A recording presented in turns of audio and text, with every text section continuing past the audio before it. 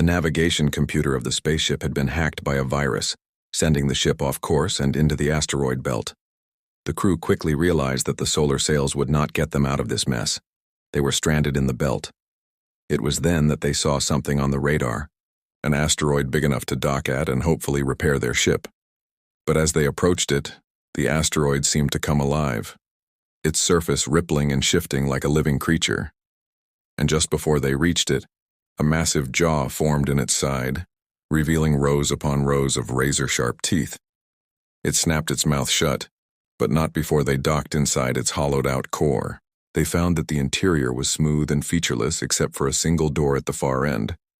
As the crew made their way through the asteroid, they found more and more strange alien technology, until finally reaching the other side.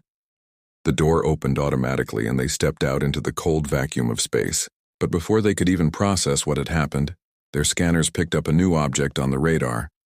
An enormous ship, unlike anything they'd ever seen before.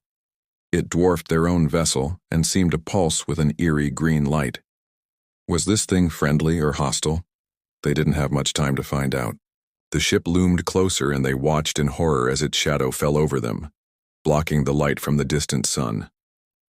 All they could do was watch as the giant vessel came to a stop directly above them. A beam of green light shot down from the ship, enveloping them completely. Then everything went black. When they regained consciousness, they found themselves still inside the asteroid.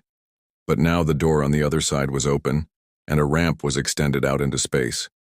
Figures stood at the top of the ramp, waving for the crew to come out. They were humanoid in shape, but had smooth, hairless bodies and large heads with dark, almond-shaped eyes. They were dressed in tight-fitting jumpsuits and seemed to be gesturing for the humans to follow them. With no other choice, the crew exited the asteroid and slowly made their way up the ramp. The aliens, seeing them, broke into smiles and began waving excitedly. One of them stepped forward and held out a hand, palm open, fingers splayed. It was an open gesture of peace. Relieved that they hadn't been attacked, the crew cautiously shook the alien's hand. It was warm and surprisingly strong. The alien then turned and gestured for them to follow him. He led them through a series of twisting tunnels until they finally reached a large chamber. There, seated around a table, were more aliens. They all turned to face the newcomers, and the crew felt a chill run down their spines. The aliens were beautiful, but there was something unsettling about them, something inhuman. Their eyes seemed to glow in the dim light, and their smiles were too perfect, too serene. As the aliens greeted them with hugs and kisses, the crew couldn't help but feel uneasy. They were polite but distant, their smiles never reaching their eyes. The crew soon realized that these aliens were not what they seemed. They were cold, calculating, and utterly ruthless. They had lured the humans into a trap, planning to use them for their own nefarious purposes. The crew found themselves imprisoned in a dark and dank cell. Their only companions were each other and the flickering lights of the control panel. As days turned into weeks, their food and water supplies dwindled, making the situation even more dire.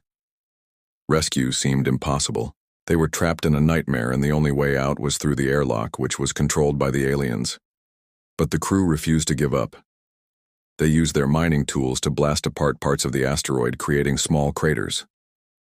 Then they waited for the right moment and jumped into the vacuum of space one by one. Using their spacesuits, they activated their jetpacks and propelled themselves away from the asteroid.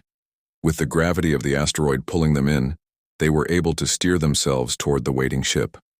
One by one, they made it to the ship and collapsed inside, exhausted but alive. They had escaped the clutches of the aliens, but they knew that this was only a temporary reprieve. As they looked back at the asteroid, they saw the green light of the alien ship emerge once again, casting a long, ominous shadow over the belt.